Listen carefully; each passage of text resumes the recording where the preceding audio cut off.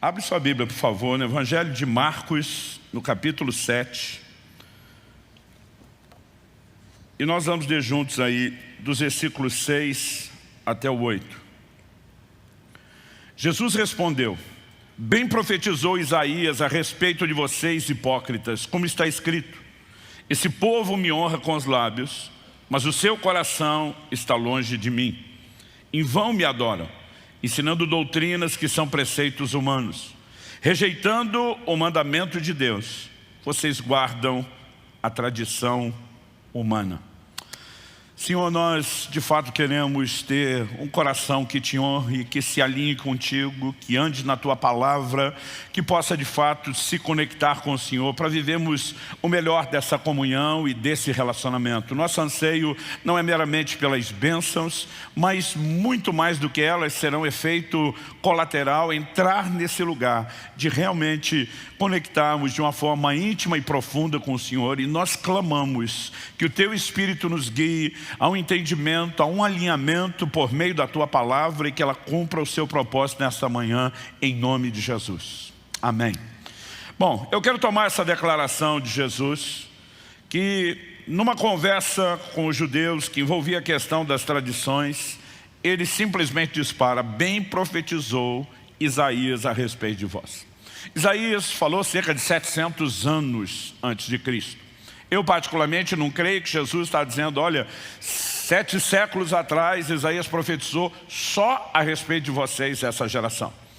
Particularmente eu acredito que Isaías falou tanto ao povo dos seus dias, como também a sua profecia não se limitou à sua geração. Muitas vezes na Bíblia nós temos as profecias, chamamos de dupla referência. Elas se referem a mais de uma pessoa, elas se referem a mais de um tempo, né? Mas, obviamente, Jesus está dizendo: o comportamento de vocês se enquadra na denúncia feita por Isaías. E, ao mencionar esse texto e essa porção das Escrituras, né, registrado lá em Isaías, no capítulo 29, no verso 13, Jesus nos mostra algumas coisas importantes. Em primeiro lugar, ele mostra que a adoração não deveria ser apenas um culto externo, né? Quando eu era garoto, eu lembro de uma professora que corrigiu os alunos dizendo que nós estávamos numa aula de corpo presente, né? Ela dizia: olha, a carcaça, o corpo de vocês está aqui, mas a mente está bem distante.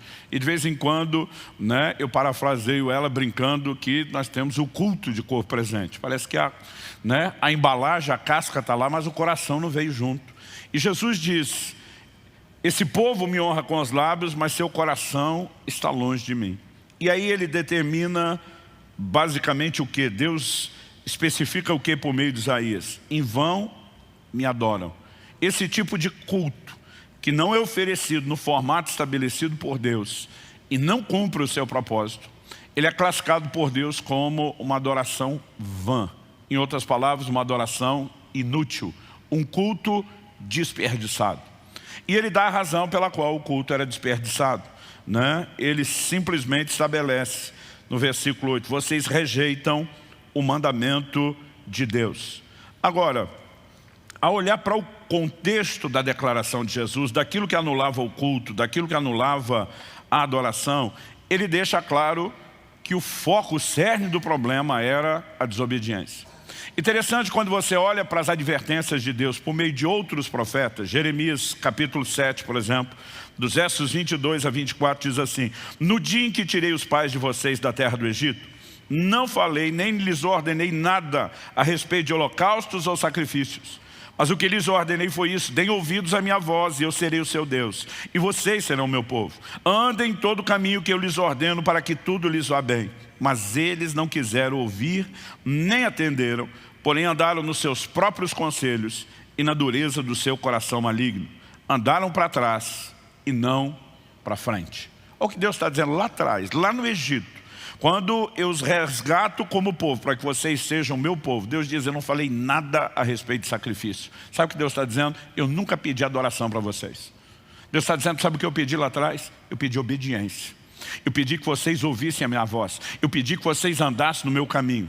Em outras palavras, ele está dizendo: o que adianta vocês me oferecerem a adoração que não foi requisitada, sem oferecer a obediência que foi pedida desde o início? Isso me faz entender que na vida cristã, obediência é mais importante que adoração. E a questão não é tentar comparar o peso de cada um, é porque sem obediência, a adoração não tem nenhum valor.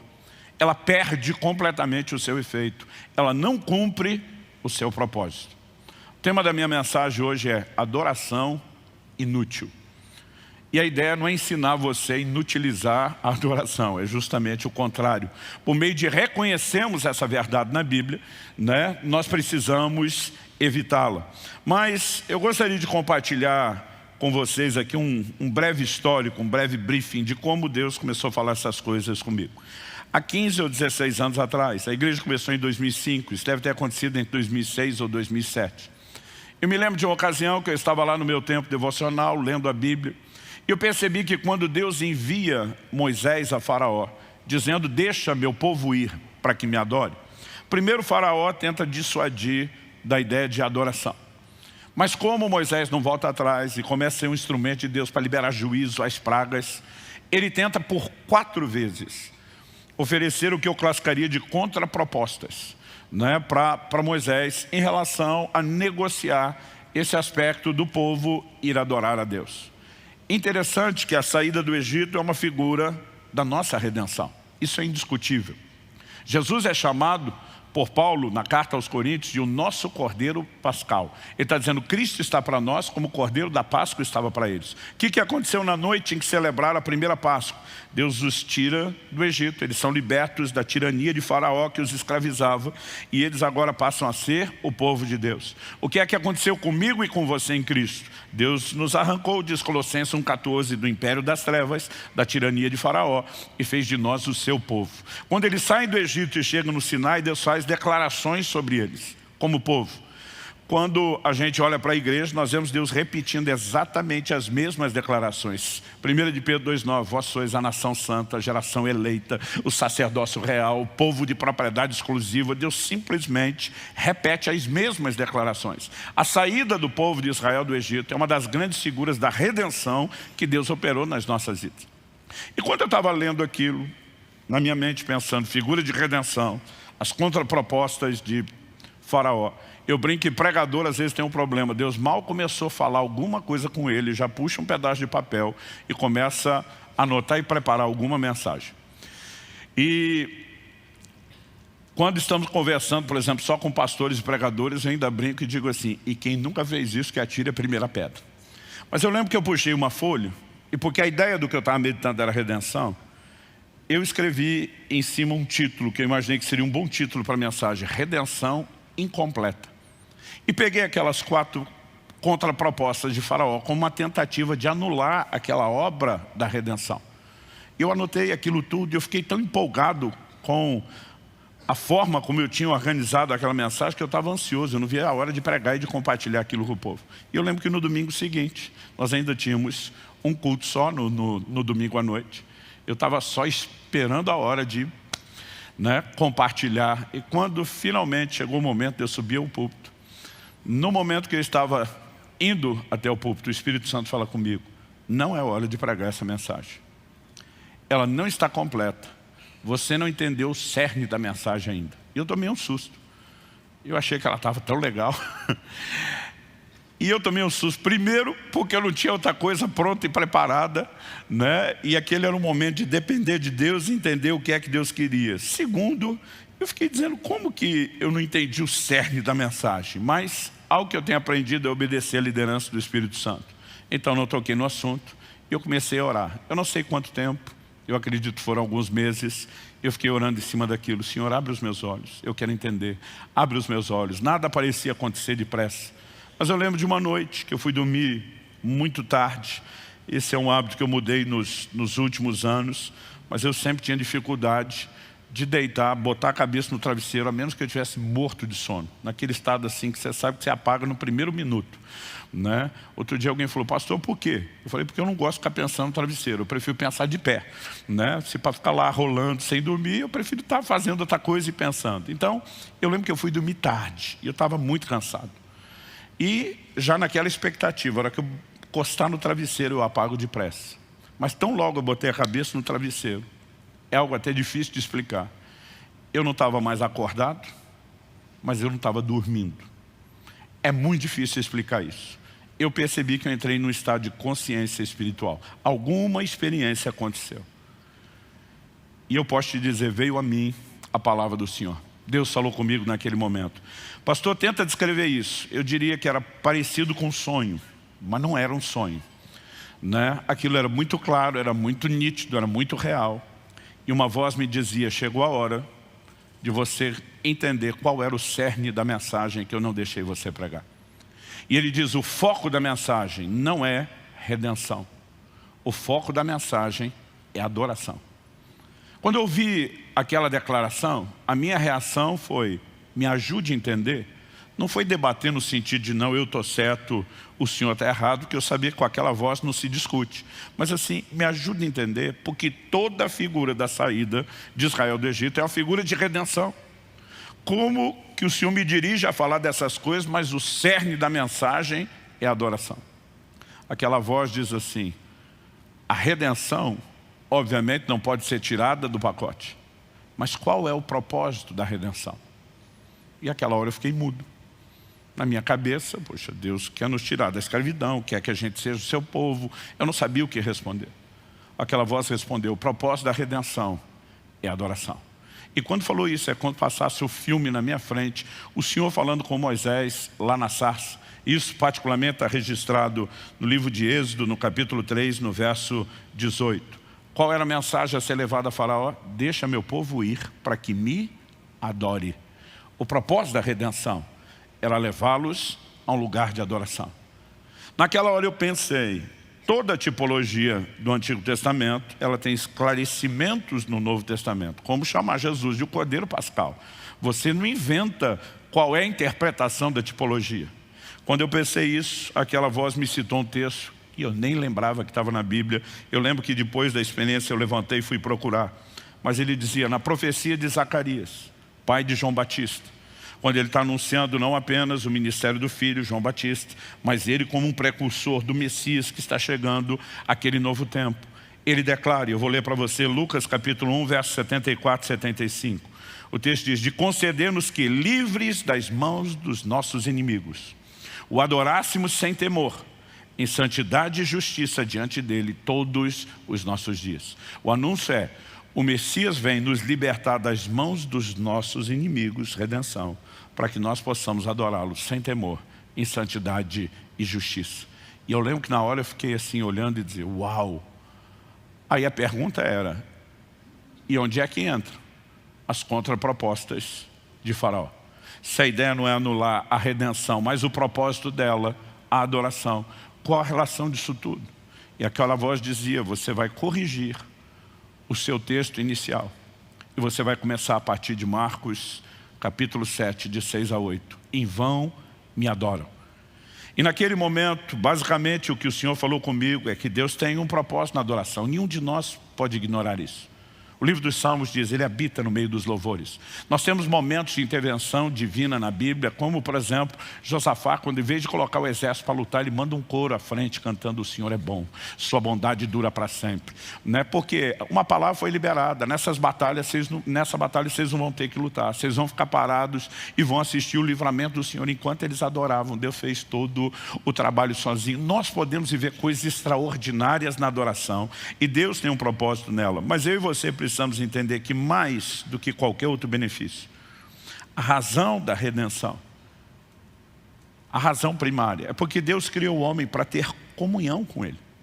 Lá no Éden, eu brinco que Deus visitava o casal todo dia, que Ele não respeitou nem a lua de mel dos dois.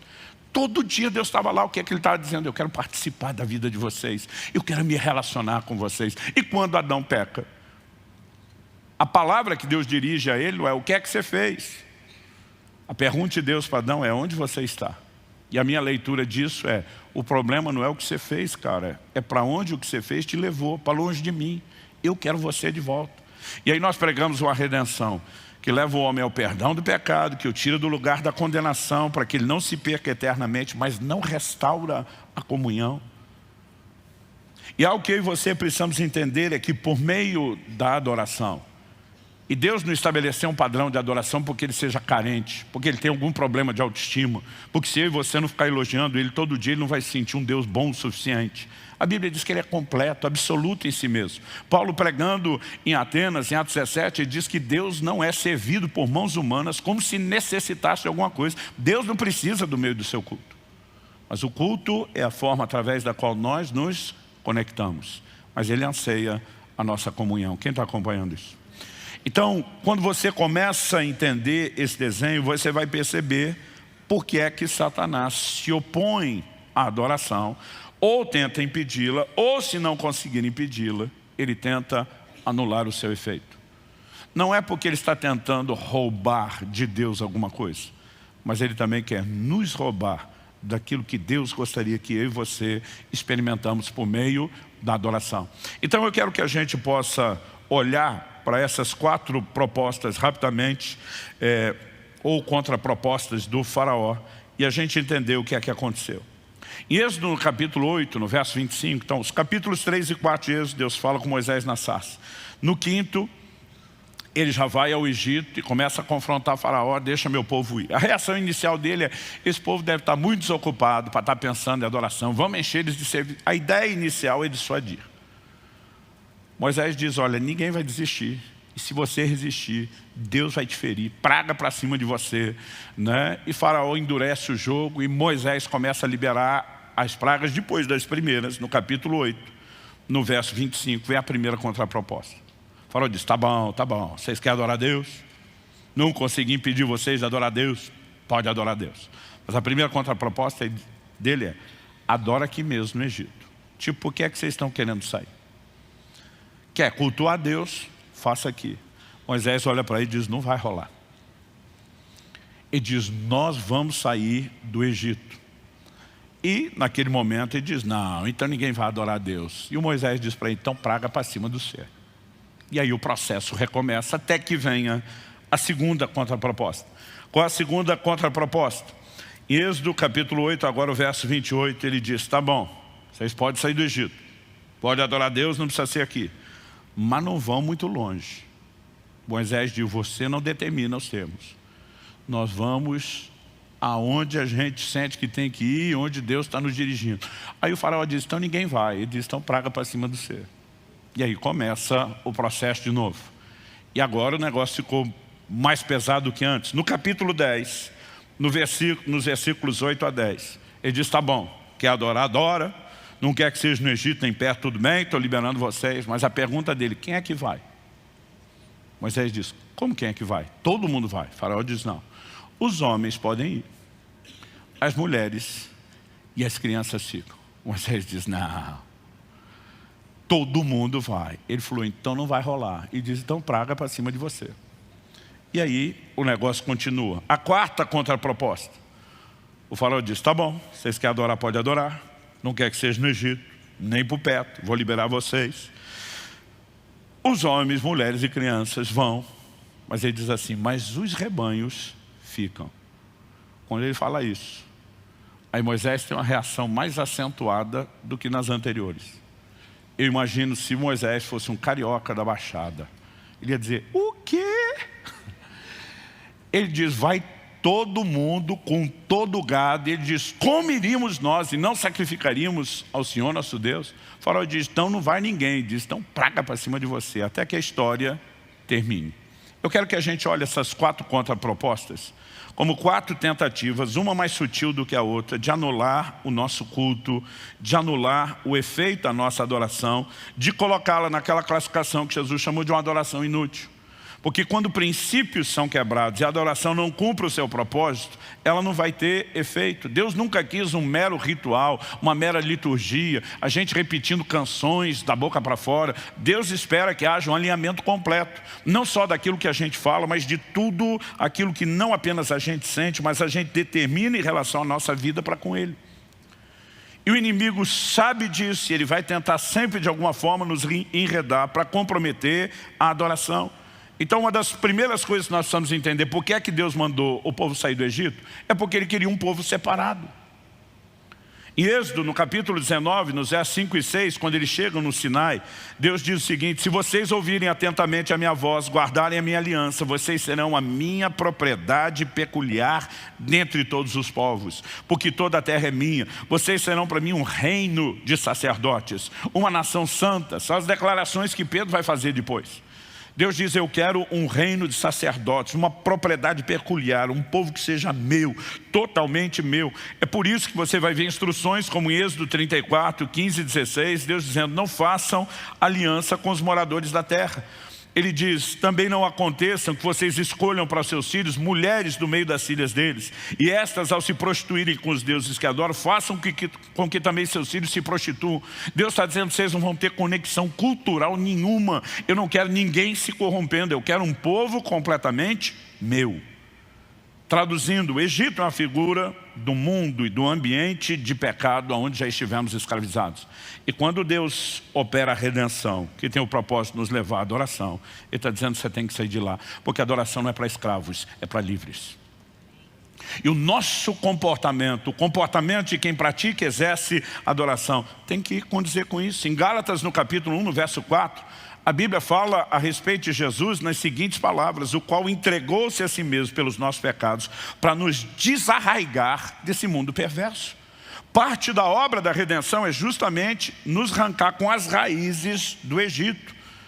Isso não significa um transporte geográfico, mas está falando de uma estrutura, de um sistema ao qual eu e você já estivemos acomodados. É por isso que Romanos 12 diz: não vos conformeis com esse mundo, não tome a forma do mundo, mas transformem-se pela renovação da vossa mente. Nossos valores, nossas práticas precisam mudar a partir da conversão. É lógico que Jesus deixa claro que sair do mundo não é literal, não é geográfico, como eu falei antes. Em João 17, 14 a 16, na oração sacerdotal, Jesus falando ao Pai, orando pelos discípulos, diz: eu lhes tenho dado a tua palavra e o mundo os odiou, porque eles não são do mundo, como também eu não sou. Não peço que os tires do mundo, mas que os guardes do mal. Eles não são do mundo, como eu também não sou.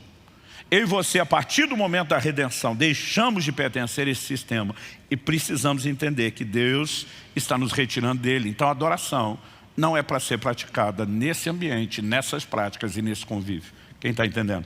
Quando simplesmente o faraó está dizendo: adora aqui mesmo, ele está dizendo: se eu te manter no Egito com esse estilo de vida, com esse padrão e misturado, eu sei que a sua adoração não vai ter valor nenhum.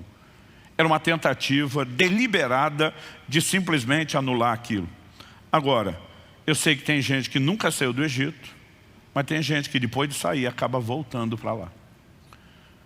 Quando o apóstolo Paulo, escrevendo em 2 Timóteo, capítulo 4, verso 10, ele diz assim: Demas me abandonou, tendo amado o mundo presente. Ele não está falando de um cara que só desistiu do ministério. Está falando de um cara que amou aquele lugar de onde Deus o tirou de tal maneira que migrou, voltou para lá. E muitas vezes tem aquelas pessoas que nem saem, elas querem tomar uma decisão por Jesus, mas não querem viver o processo de santificação que deveria nos tirar do mundo. E tem aqueles que até saem, mas em algum momento eles acabam regressando. Essa proposta ela é descarada. Moisés não aceitou. Mas a segunda contraproposta ela é mais sutil. O faraó disse: tá bom, vamos rever. Não precisa ficar aqui. Só não vá muito longe. Então ele está dizendo: eu até negocio sua não permanência, desde que a gente não perca vínculo, desde que a gente não desligue totalmente. E aqui nós temos uma contraproposta, que basicamente ainda mexe na área da consagração, mas ela é mais sutil. É quase como se ele estivesse dizendo: olha, saia do mundo, mas não totalmente. Fique por perto, mantenha contato. Não vamos romper de forma completa. Tiago, no capítulo 1, no verso 27, diz: a religião pura e sem mácula para com nosso Deus e Pai é essa: visitar os órfãos e as viúvas nas suas aflições, número 1. E número 2, guardar-se incontaminado do mundo. Você pode repetir isso comigo? Diga: a religião pura e sem mácula é guardar-se incontaminado do mundo. Deus espera isso de nós. Ele nos arrancou de lá justamente para isso. E o relacionamento com o mundo é incompatível para aqueles que cultuam a Deus. 1 de João 2, de 15 a 17, não amem o mundo, nem as coisas que há no mundo. Se alguém amar o mundo, o amor do Pai não está nele. Porque tudo que há no mundo, os desejos da carne, os desejos dos olhos, a soberba da vida, não procede do Pai, mas procede do mundo. Ora, o mundo passa, tem como seus desejos, outra tradução diz suas concupiscências. Mas aquele que faz a vontade de Deus permanece para sempre. Eu acho interessante, há uma frase de John Wesley que diz: a conversão tira o cristão do mundo, ou do Egito.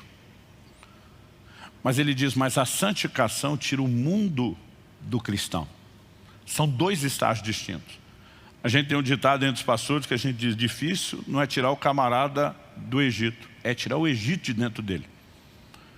Então a conversão nos tira do mundo, ou do Egito. A santificação tira o mundo, ou o Egito de nós.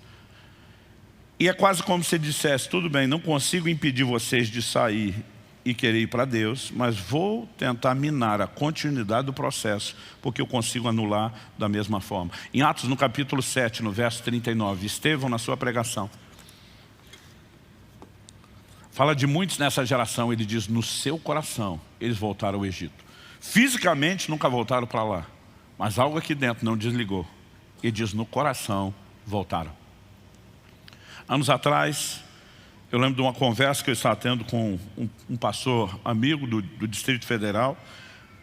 Em algum momento nós caímos nessa coisa de algo que se fazia muito antigamente, cada vez menos hoje, é ter um momento no culto que você abria para testemunho.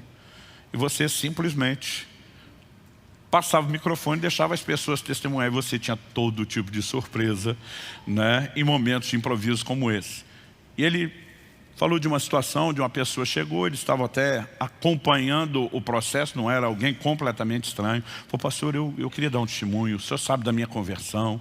O camarada tinha sido, chamá-lo de torto era elogio, de tão esculhambada que era a vida dele. E ele tinha se convertido, e a turma assim, conhecia a história dele. E ele sobe e fala, olha, muitos de vocês sabem minha fama na cidade, conheceram minha história. Eu estava preso na bebida, nas drogas, nas orgias, né? no crime. Ele vai descrevendo, ele falou, mas olha, Deus me alcançou, me salvou. Mas à medida que ele vai falando de onde Jesus o tirou, e a ideia era exaltar a redenção, o testemunho, teve um momento que ele para e dá um suspiro e larga um, eita tempinho bom aqui.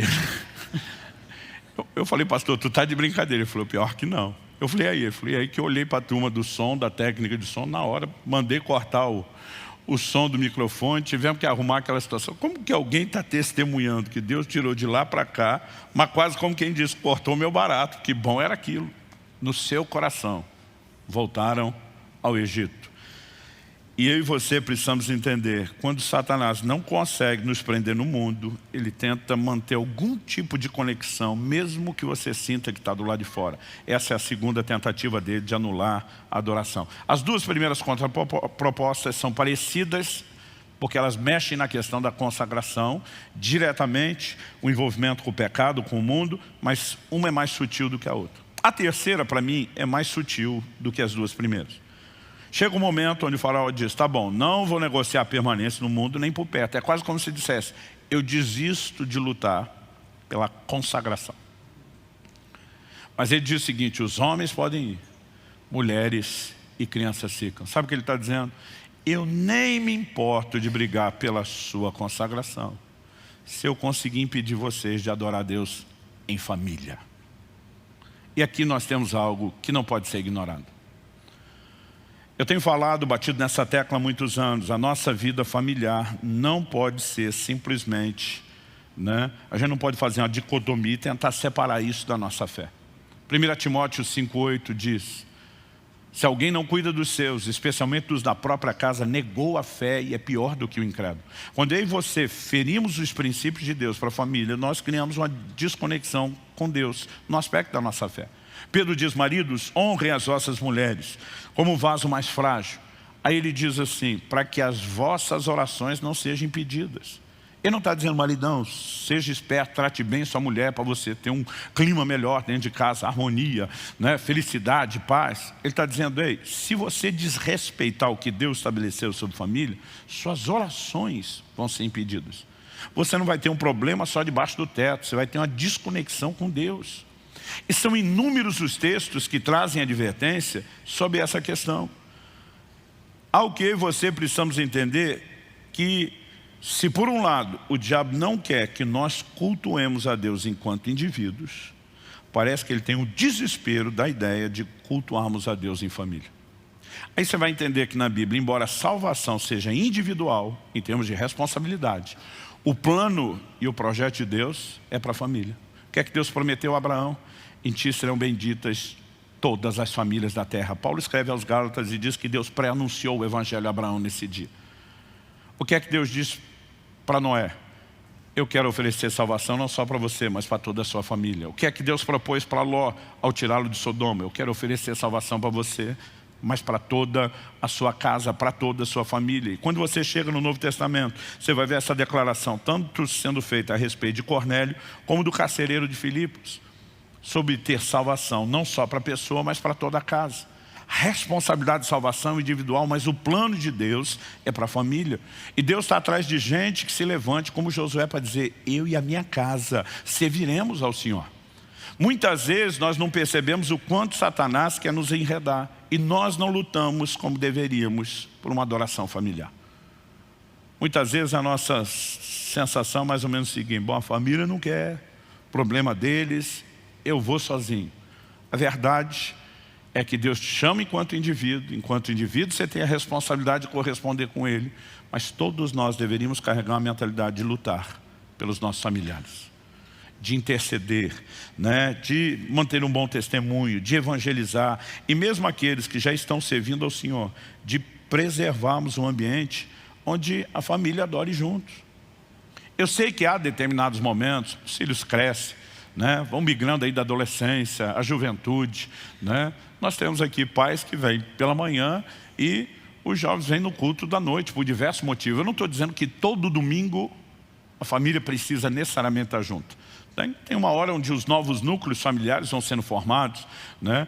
Meus filhos casando estão nos colocando nessa condição, mudam, vão para lugares diferentes, não dá para estar mais ali o tempo todo. Então, eu não quero que você ache que eu estou batendo o pé de que se não tiver um culto com toda a família está errado. Mas tem gente que nunca faz isso. Estou indo domingo para a igreja. Quem quer vai, quem não quer, fique. Eu lembro de quando adolescente, o dia que eu falei para meu pai que eu não ia para o culto, que eu não queria ir para a igreja. Ele diz, vai por bem ou vai no pau. Não estou dizendo que você tem que fazer isso, porque eu nunca falei dessa forma com meus filhos. Mas sabe o que eu aprendi? Ele disse, é ruim que você acha que manda alguma coisa aqui. Se tem algo que não se negocia nessa casa é, eu e a minha casa adoraremos, serviremos ao Senhor. Diz, quando você for adulto, se Deus não tiver alcançado seu coração, se você não quiser se render a Ele, não é mais minha responsabilidade. Até lá, não tem chance, não tem negócio. E muitas vezes eu me lembro, né, da insistência do meu pai, tem que ir todo mundo para a mesma igreja, todo mundo para o mesmo culto, todo mundo tem que ter culto familiar, porque há um princípio bíblico a respeito do culto em família, de nos posicionarmos juntos. E eu não estou falando só sobre a questão do ambiente, mas do que Deus quer fazer na sua casa. Por exemplo, a gente fala de avivamento, né? Eu tenho irmãos que já estão dizendo assim, cara, glória a Deus, o ano está acabando, o próximo está começando, e você vê empolgação, está chegando o sobrenatural, vai ser aquele tempo do mover de Deus. Mas deixa eu te dizer, Deus não quer trazer avivamento só para a igreja e para os ambientes do culto. Deus quer fazer algo na sua casa. Joel capítulo 2, verso 28. E acontecerá nos últimos dias que derramarei do meu espírito sobre toda a carne. Primeira coisa que Deus fala, vossos filhos e vossas filhas profetizarão. Sabe o que Ele está dizendo? Eu não quero derramar o meu espírito só no culto, na igreja. Eu quero entrar dentro da sua casa, eu quero pegar os seus filhos, eu quero visitar a próxima geração.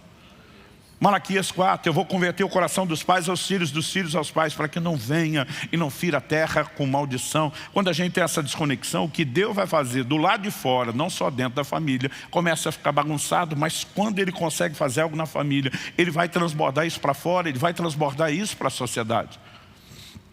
Um dia eu estava conversando com um cara, e ele falou assim para mim, pastor, qual personagem bíblico mais te inspira? Eu falei, uma pergunta ousada, difícil de você limitar. Eu falei, depende do que nós vamos conversar. Antes de eu sequer entender o que ele queria, ele já disparou. Ele falou, para mim é Filipe, o evangelista. Aquele cara entrando em Samaria. Pastor, isso aí é o meu sonho. Expulsando demônio, curando os enfermos, trazendo gente para Jesus, avivamento. Eu falei, cara, Felipe também me inspira. Eu falei, mas tem uma coisa, Felipe, que me inspira mais do que essa. Ele falou, qual? Eu falei, a Bíblia diz que Felipe tinha 4 filhas virgens que profetizavam. Quando a Bíblia usa o termo virgem, significa que elas estavam aguardando o casamento e uma construção familiar no padrão divino. Enquanto estão nessa espera, em pureza dentro de casa, estão cheias do Espírito Santo, fluindo nos dons.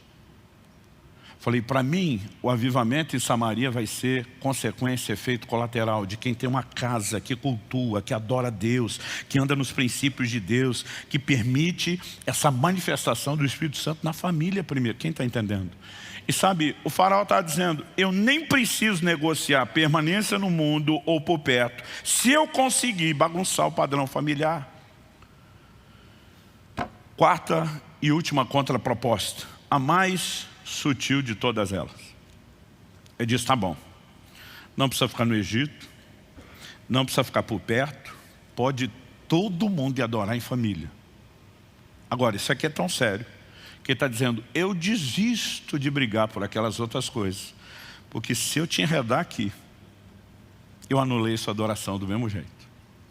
E talvez essa seja uma das áreas, eu diria que progressivamente, cada proposta vai ficando mais sutil do que a outra, mas eu diria que talvez essa seja aquela que a gente não consegue, porque até família a gente ainda vê, Satanás está lutando contra.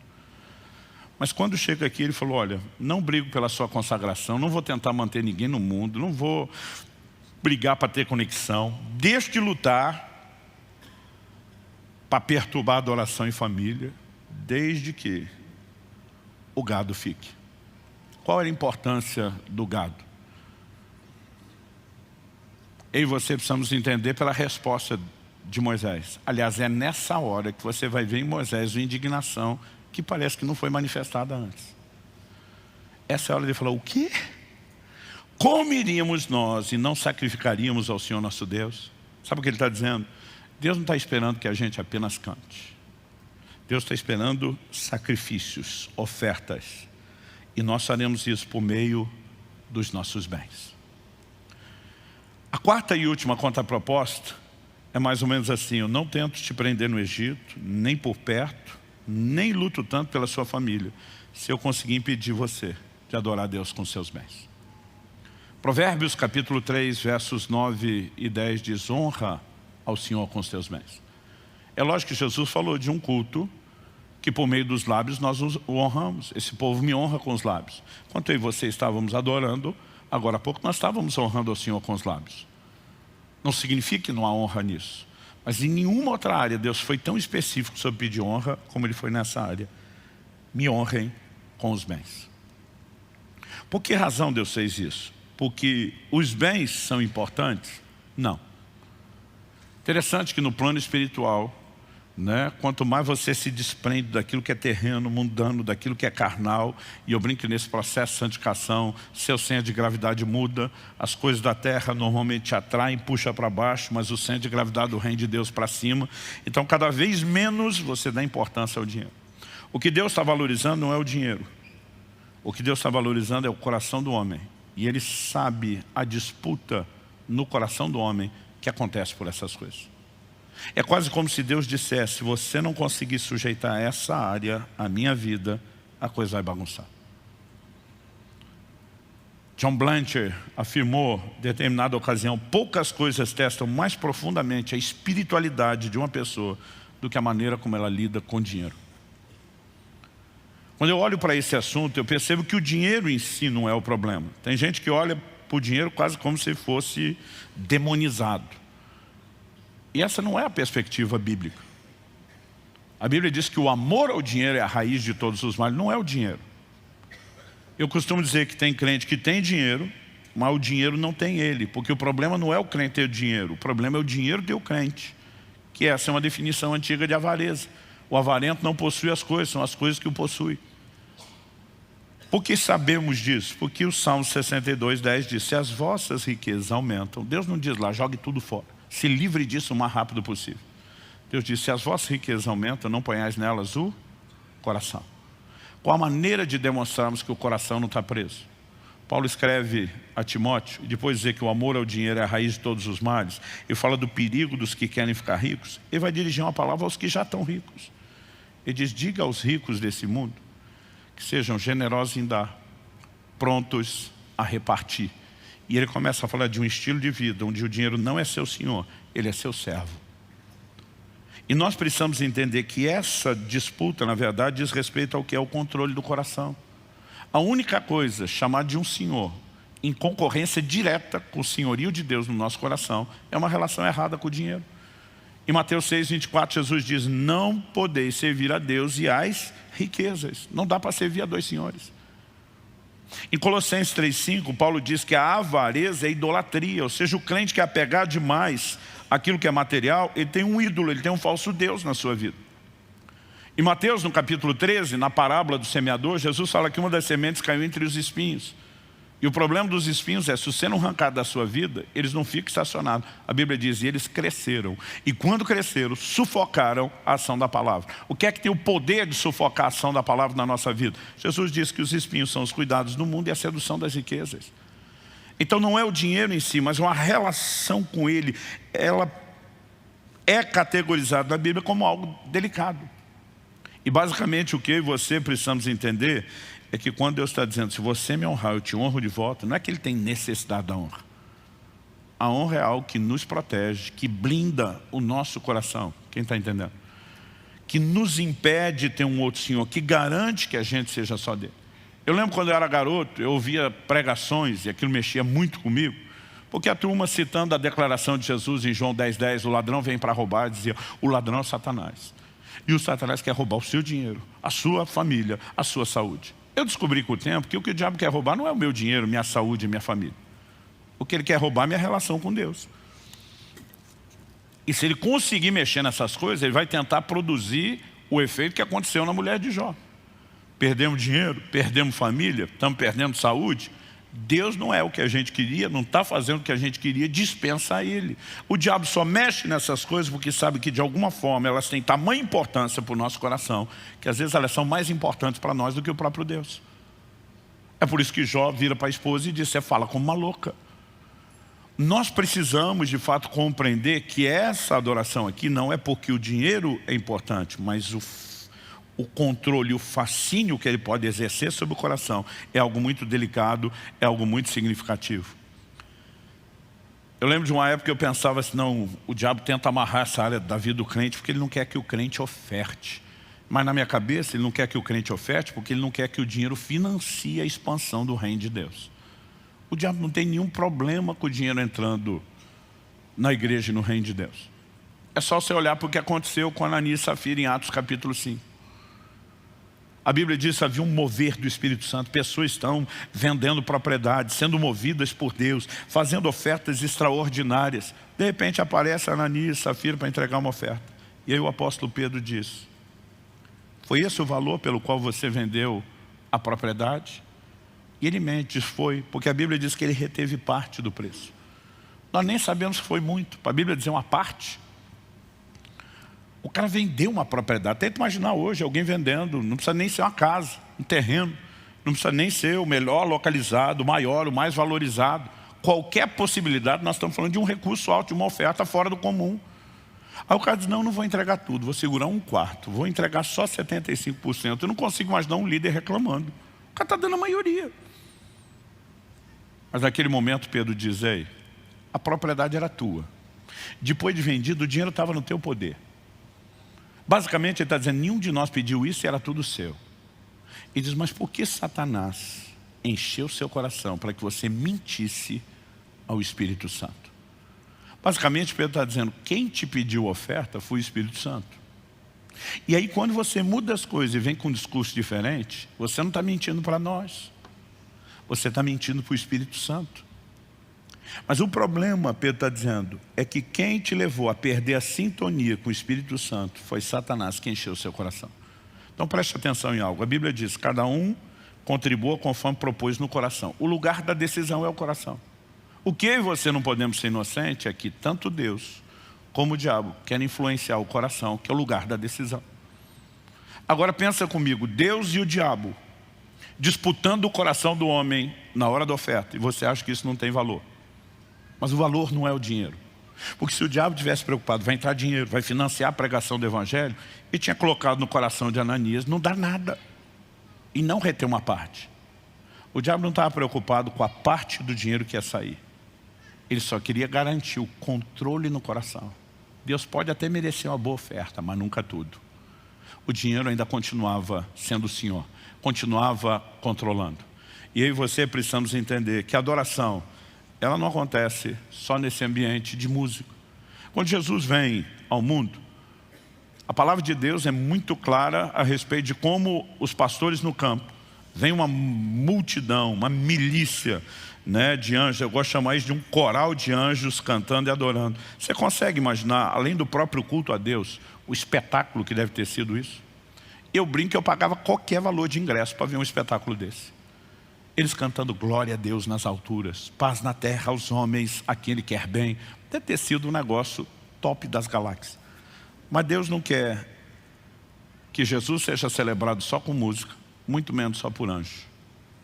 Em Mateus, no capítulo 2, no verso 2, quando os magos que vêm do Oriente, nos dias de Herodes, finalmente chegam em Israel, a pergunta deles é: onde está o recém-nascido rei dos judeus? Porque vimos sua estrela no Oriente e viemos para adorá-lo. Eu gosto dessa declaração. Nós viemos para adorá-lo. Então Cristo, na sua chegada ao mundo, é recebido com adoração não só angelical, mas de homens. Adoração angelical, cânticos.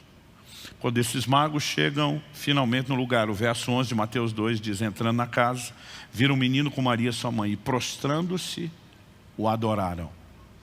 E abrindo seus tesouros, entregaram-lhe suas ofertas: ouro, incenso e mirra. Essas ofertas não estão sendo entregues porque Jesus necessariamente esteja precisando de dinheiro. Mas ao entregar aquilo que para eles eram as coisas mais valiosas, eles estão atribuindo um outro lugar de importância a quem eles estão adorando. Quem está entendendo?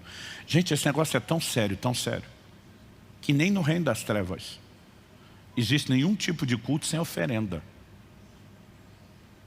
De alguma forma, mesmo o reino das trevas sabe que é tão séria essa ligação do coração humano com coisas materiais, que eles vão pedir entregas.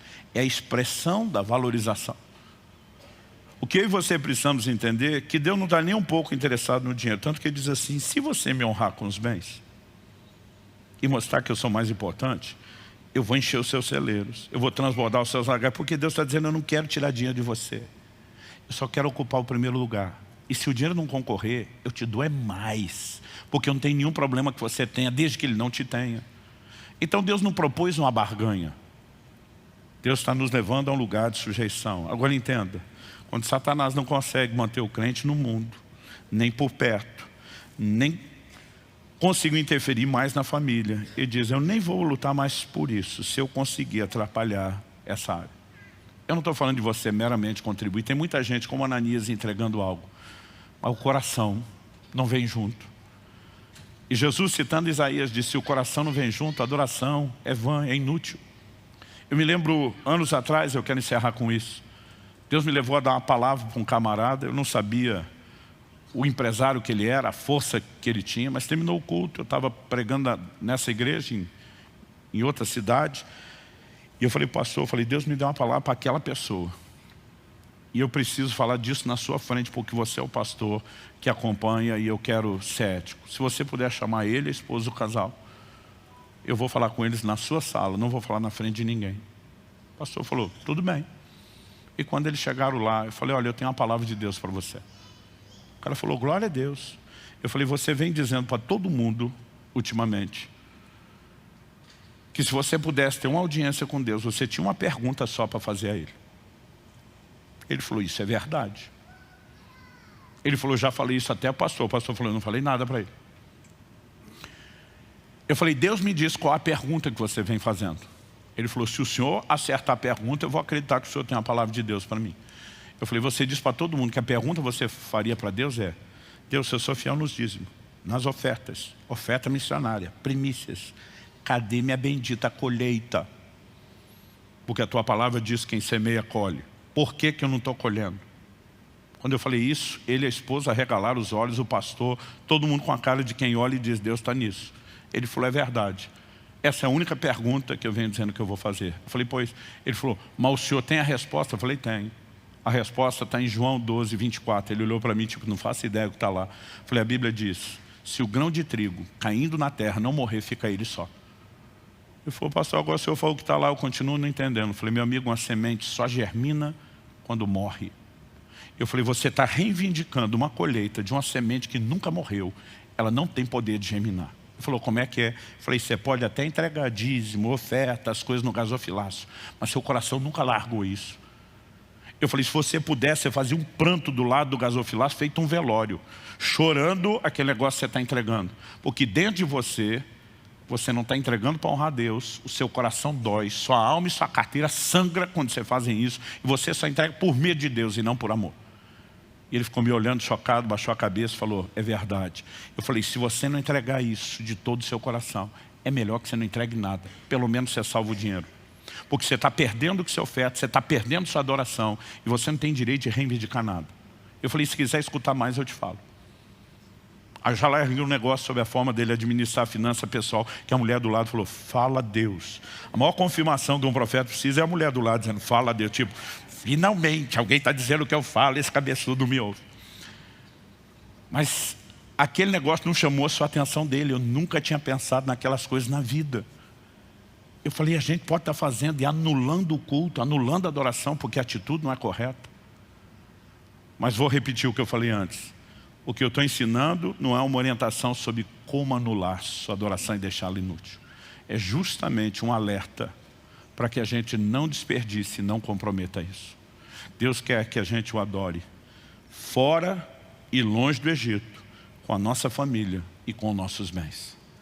E quando nós começamos a combinar esse lugar que diz respeito à entrega de coração, sair do Egito, rendição do coração a Ele. Não permanecer por perto, rendição do coração a Ele. Dizer toda a família vem junto no processo, porque Ele determinou rendição do coração a Ele. Entregar os bens, rendição do coração a Ele. Jesus está dizendo, agora se você for adorar só de boca e o coração não vem junto, você perdeu o seu tempo. Então nós precisamos entender o que é entrar nesse lugar, mas quando nós vamos combinando essa entrega profunda de coração em todas as áreas, nós vamos descobrir o poder extraordinário que a adoração vai ter. Vamos ficar em pé, vamos orar juntos.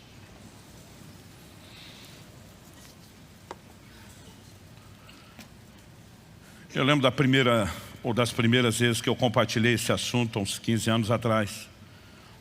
Eu lembro que às vezes a gente fazia apelo por área.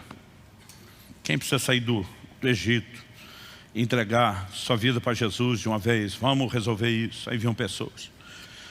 Aí depois a gente fazia o segundo apelo. Quem já saiu do Egito, mas não desconectou, ainda está por perto, vamos resolver isso. Pois quem está com essa situação de não estar adorando a Deus em família. E com isso eu não quero colocar peso em você. Tem gente que porque a família não converteu ainda, ele acha que nós estamos apontando o dedo e culpando. A gente sabe que a escolha é individual. E ninguém pode te julgar se os familiares todos converteram ou não. Mas o que você precisa se avaliar diante de Deus é, eles não se converteram porque o coração ainda não se rendeu, ou porque você não tem testemunhado um cristianismo atraente.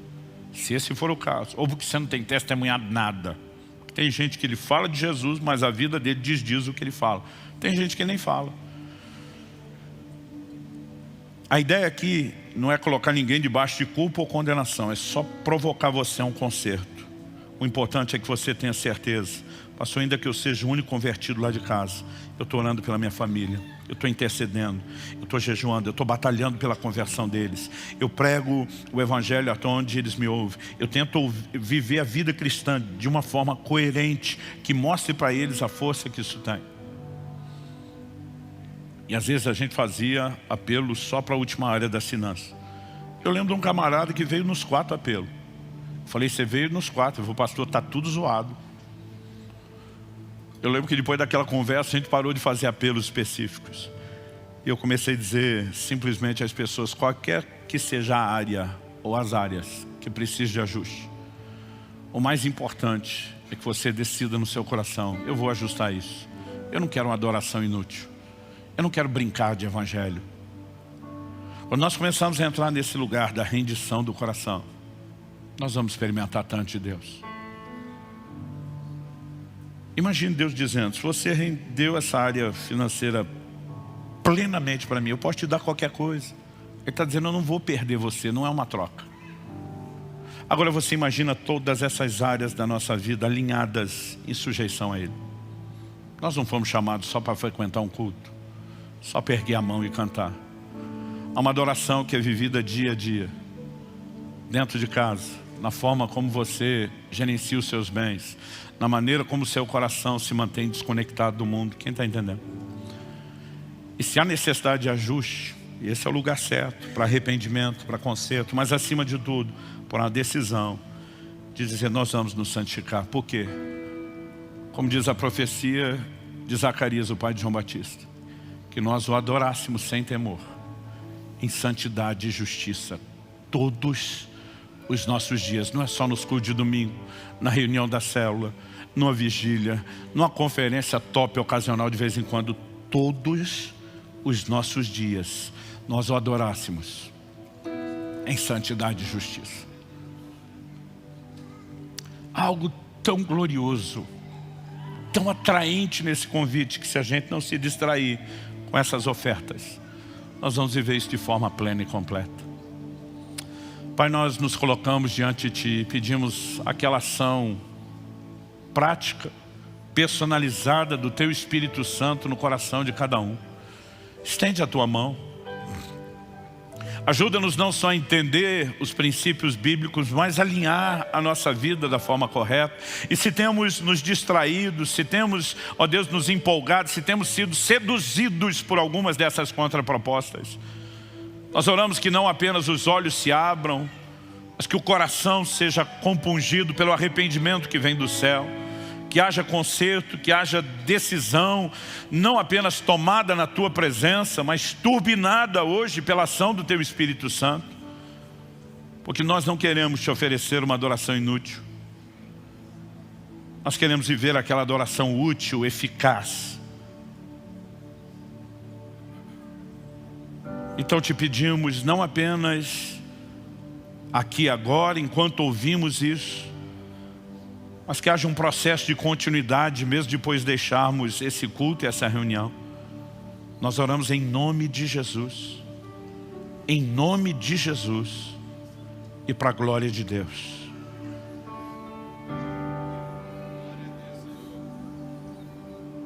Sopra neste lugar, sopra sobre os nossos corações. Nos permita ter mais do que um momento de reflexão, mais do que apenas informação ou munição para pensarmos. Nós clamamos o toque do céu, Senhor, em nome de Jesus, em nome de Jesus, e para a glória de Deus. Se você crê e concorda, diga amém. Se você recebe essa palavra, diga eu recebo, em nome de Jesus.